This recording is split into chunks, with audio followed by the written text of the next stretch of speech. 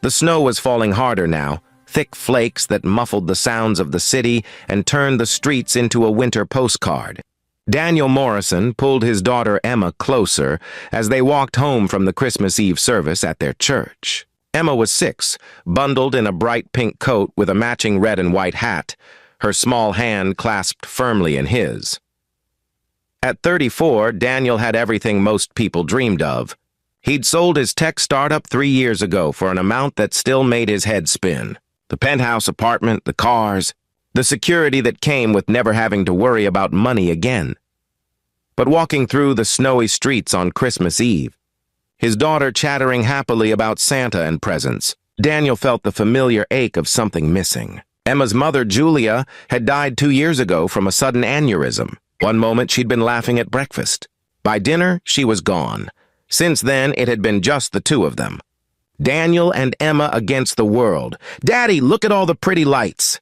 Emma tugged on his hand, pointing at the buildings decorated with Christmas displays. "Beautiful. Sweetheart."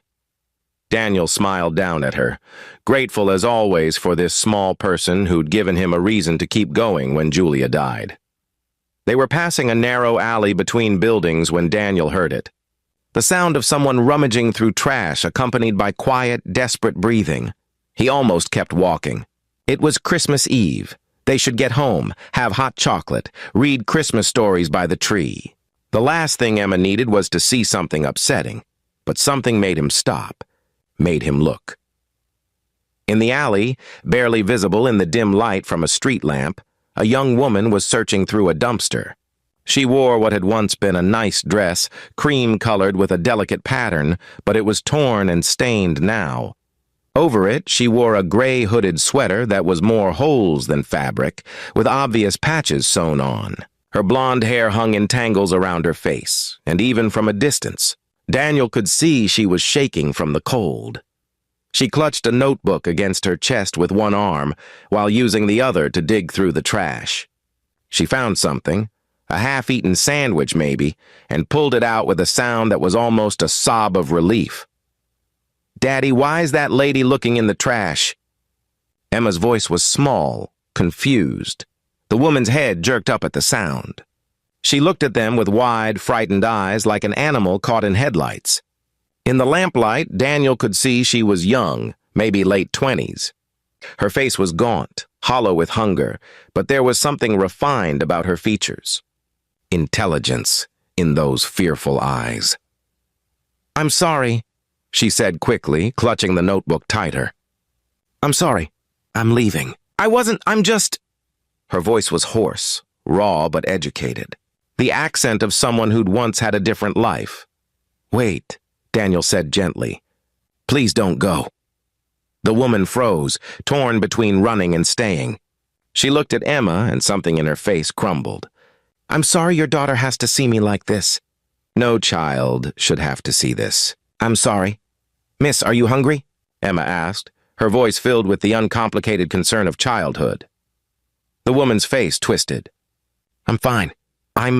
But her stomach growled audibly, betraying her, and she closed her eyes in humiliation. Daniel made a decision. "Please, let me buy you dinner." "There's a diner just around the corner. It's Christmas Eve. No one should be alone and hungry on Christmas Eve." "I don't need charity," the woman said, but her voice shook. "I'm fine. I just need—" She looked at the sandwich in her hand, and Daniel saw the moment her pride broke. Tears slid down her dirty cheeks. "I'm sorry. I'm so sorry. I used to be someone. I used to matter. I don't know how I got here." "You still matter," Daniel said firmly. "Everyone matters, please, just dinner. That's all. My name is Daniel, and this is my daughter Emma." The woman looked at Emma again, at this small child bundled in warm clothes, safe and loved. "My name is Claire," she whispered, "and I haven't eaten in 3 days." The diner was warm and bright, decorated with tinsel and a small Christmas tree in the corner. The hostess looked uncertain when they walked in, clearly uncomfortable with Claire's appearance, but Daniel's expression brooked no argument. They slid into a booth, Emma between Daniel and Claire. Daniel ordered hot chocolate for Emma, coffee for himself and Claire, and told Claire to order whatever she wanted. Anything? Claire's voice cracked. Anything. As much as you want. Claire ordered soup, a sandwich, eggs, toast, a side of bacon. When the food came, she ate slowly at first, trying to maintain dignity, but hunger won out.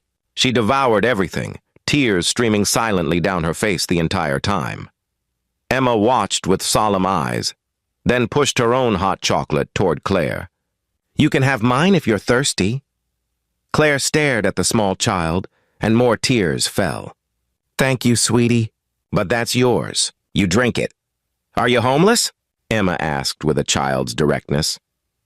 Emma, Daniel started, but Claire held up a hand. It's okay. She deserves the truth. Claire looked at Emma. Yes, honey.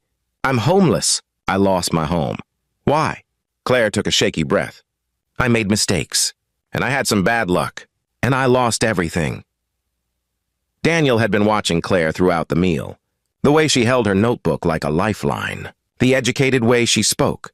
The remnants of grace in her movements despite the desperation. What's in the notebook? He asked gently. Claire's hand went protective over it. For a moment, Daniel thought she wouldn't answer. Then she opened it carefully, as if it were made of glass. Inside were pages and pages of writing. Beautiful, flowing handwriting. Stories, Daniel realized. Stories and poems and what looked like the beginning of a novel. I was a writer, Claire said quietly. I'm a writer, I guess, even if no one will ever read my work. I was finishing my MFA at Columbia. I had a teaching assistantship, a small apartment, a future. Her voice broke. Then my mother got sick. Cancer. I used all my savings helping with her medical bills. Dropped out of school to take care of her. She died 6 months ago. I'm so sorry, Daniel said, meaning it. After she passed, I couldn't catch up. Lost my apartment when I couldn't pay rent. Lost my job because I had no address, nowhere to shower or sleep. Everything spiraled so fast. Claire looked at her notebook. This is all I have left. The only thing I managed to keep. My words, my stories. They've kept me sane these past few months. Where do you sleep? Daniel asked. Shelters when there's room. Park benches when there isn't. Under bridges. Doorways. Claire said it matter-of-factly, but Daniel saw the shame in her eyes. I'm one of the invisible people now. The ones everyone walks past and pretends not to see. I see you, Emma said suddenly. You're not invisible. Claire's face crumbled again. She reached out and gently touched Emma's hand. Thank you, sweetheart. Thank you. Daniel's mind was racing. He thought about his empty penthouse, about all the resources he had. About Julia, who would have brought this woman home without hesitation.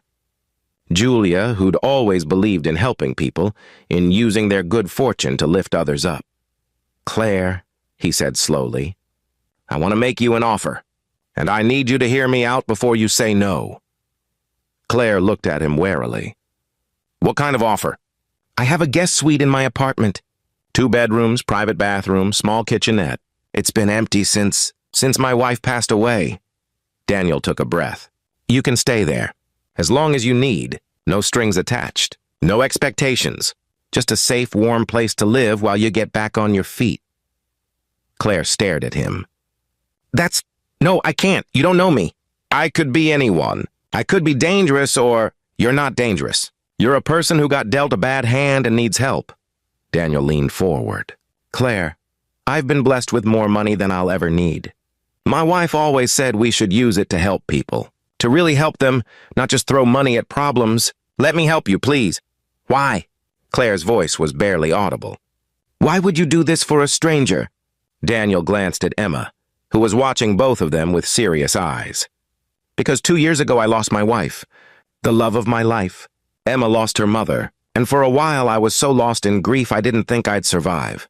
But people helped us. Friends brought meals. Neighbors watched Emma when I couldn't function. My sister moved in for 3 months just to make sure we were okay. His voice grew thick. I learned that woman searched for food and found home instead. Sometimes helping someone isn't about owing or deserving. It's just about being human, seeing someone who needs help and offering it. Claire was crying openly now. I don't know what to say. This doesn't happen in real life. People don't just save you. Maybe they should more often, Daniel said. Is that a yes? Claire looked at her notebook, at Emma's kind face, at Daniel's honest eyes. Yes, she whispered. God help me, yes, thank you. The guest suite was more beautiful than anywhere Claire had lived even before she became homeless. She stood in the doorway, dirty and exhausted, and started to cry again. I'm going to ruin everything, she said. I'm filthy. I'll destroy your beautiful home.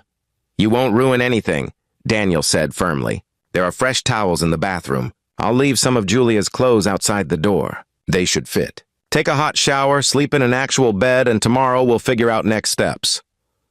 Julia, my wife, she was about your size, Daniel's voice caught. She would want you to have them. She was always bringing home people who needed help. Drove mending becomes a beginning. A stranger becomes family. And love finds you in the last place you expected to look. In a dumpster on Christmas Eve, we're a hungry crazy sometimes. But it was one of the things I loved most about her. Claire touched his arm gently. She sounds wonderful. I'm sorry for your loss. I'm sorry for yours too. That night, as Claire stood under hot water for the first time in months, washing away layers of street grime and desperation, she sobbed with relief and disbelief. When she emerged, she found clothes neatly folded outside the door. Nice clothes, clean and soft, and smelling of lavender. She put them on and caught sight of herself in the mirror. Under all the dirt and exhaustion, she could see glimpses of who she used to be, who she might be again. In the main living area, she found Daniel sitting on the couch, reading a book to Emma, who was in her pajamas. Claire! Emma spotted her first. You look pretty! Thank you, sweetheart. Claire felt tears threaten again. Thank you both, for everything. I promise I'll find a job as soon as possible. I'll pay you back. Tomorrow, Daniel interrupted gently. Tonight, just rest. It's Christmas Eve. Let tomorrow worry about itself. Can Claire read us a Christmas story? Emma asked. She's a real writer. That would be so cool. Claire looked surprised. I'd love to, if that's okay with your dad. More than okay. So Claire sat with them. This stranger who'd been digging through trash just hours earlier and read The Night Before Christmas in her beautiful, educated voice. Emma fell asleep before she finished, curled up between them. She likes you, Daniel said softly, brushing hair back from his daughter's face. She's wonderful. You're both wonderful. Claire looked at the sleeping child. I can't believe this is real, that this is happening. Believe it. Tomorrow we'll get you some clothes, a phone, help you find a job if you want. My company is always hiring, and I know people at several publishing houses if you want to pursue your writing. But tonight, just know you're safe. You're home. Home, Claire repeated, the word foreign and beautiful. I forgot what that felt like. Over the next weeks, Claire transformed. Daniel helped her get identification documents she'd lost, got her a phone, bought her appropriate clothes for job interviews. He introduced her to his editor friend, who read her work and immediately offered her a contract for 3 articles. But more than the practical help, Daniel and Emma gave Claire something she'd lost, a sense of belonging. They included her in family dinners. Emma insisted Claire read her bedtime stories. They watched movies together on weekends. You're becoming part of our family, Emma announced one morning at breakfast, as if it were the most obvious thing in the world. Right, Daddy? Daniel met Claire's eyes across the table. Right. 3 months later, Claire had a job as a junior editor at a literary magazine. She'd sold several articles. She was working on her novel. She'd moved from the guest suite to a small apartment nearby, but she still came to dinner 3 times a week. Still read to Emma, still was woven into the fabric of their lives. 6 months later, on a summer evening, Daniel and Claire sat on his balcony while Emma slept inside. The city spread out below them, lights twinkling in the darkness. I need to tell you something, Claire said quietly. Daniel looked at her. This woman who'd come into their lives on a snowy Christmas Eve, who'd transformed from a desperate stranger to someone essential to their happiness. What is it? I'm falling in love with you. With you and Emma? Claire kept her eyes on the city. I know that's probably inappropriate. You're my benefactor, and I owe you everything, and there's this power dynamic, and... Claire. Daniel turned her face gently toward him. I'm falling in love with you too. Have been for months. I didn't say anything because I didn't want you to feel obligated or pressured. But if you're saying what I think you're saying... I'm saying I love you, Claire said, tears in her eyes. I love Emma. I love the life we've built together. I love who I am when I'm with you both. Daniel kissed her then, soft and sure. I love you too. Emma loves you. We want you in our lives, not as a charity case or someone we helped, as family, as the person we can't imagine living without. A year later on Christmas Eve, Daniel and Claire stood at the same dumpster where they'd first met. Emma held both their hands, now 7 years old and full of excitement. They'd come here deliberately to remember, to acknowledge the miracle of that night. This is where everything changed, Claire said softly. Where I thought I'd lost everything and instead found everything that mattered. This is where I found you, Daniel said. Where Emma and I found the missing piece of our family. Are we going to do it? Emma asked excitedly. Claire pulled out an envelope. Inside was a check for $100,000 made out to the city's homeless services. It was the advance from her book deal, the memoir she'd written about losing everything and finding hope. We're doing it, Claire confirmed. She'd be donating the money to create a program for homeless individuals who wanted to pursue education and artistic careers. The Claire Morrison Fellowship, named after the woman she'd been and the woman she'd become. They dropped the check in the mailbox on the corner, then walked home through gently falling snow, the same route they'd taken that first night. Thank you, Claire said to Daniel as they walked, for seeing me when I was invisible, for helping me when you had no reason to, for giving me back my life. Thank you for letting us love you, Daniel replied, for becoming Emma's mother in all the ways that matter, for teaching us both that family isn't just blood, it's choice, it's showing up. It's love. Emma swung between them, holding both their hands. Merry Christmas, Mommy. Merry Christmas, Daddy. Claire still teared up every time Emma called her Mommy. They'd married 6 months ago, a small ceremony with close friends and Emma as the flower girl. But every time Emma said that word, it felt like a gift, a reminder of how far she'd come from that desperate woman digging through trash. That night, after Emma was asleep, Daniel and Claire sat by their Christmas tree. Claire wore the same cream-colored dress she'd been wearing that first night, but she'd had it professionally cleaned and mended. She wore it every Christmas Eve now, as a reminder. What are you thinking about? Daniel asked. About how close I came to giving up. That night you found me, I was writing goodbye letters in my notebook. To my mother, to the life I'd lost, to the person I'd been. I was planning to walk into the river the next day. Claire's voice broke. Then Emma asked if I was hungry, and you offered me dinner, and suddenly I had a reason to survive one more day. Then another. Then another. Daniel pulled her close. I'm so glad you're here. I can't imagine life without you. Neither can I. Claire looked at the tree, at the stockings hung for all three of them, at the life they'd built together. You know what I said that night? When you found me, you said you were sorry. That you used to be someone. I was wrong. Claire turned to face him. I was always someone. I just couldn't see it anymore. You helped me see it again. You and Emma. You showed me that worth isn't about what you have or what you've lost. It's about who you are, how you treat people, what you do when someone needs help. You would have done the same for someone else, Daniel said with certainty. I will do the same. That's what the fellowship is for. To help other people like I was helped, Claire smiled. To pass on the gift you gave me. They sat together in the soft glow of the Christmas tree lights, two people who'd found each other in the most unlikely way. A wealthy widower and a homeless writer, brought together by compassion and Christmas Eve, and a little girl's simple question. Are you hungry? Sometimes salvation comes from unexpected places.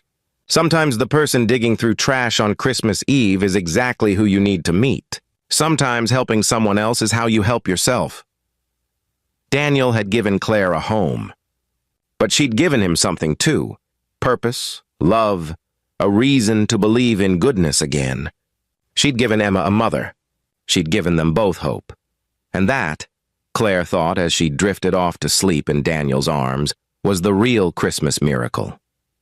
Not the money or the apartment or the job, important as those things were.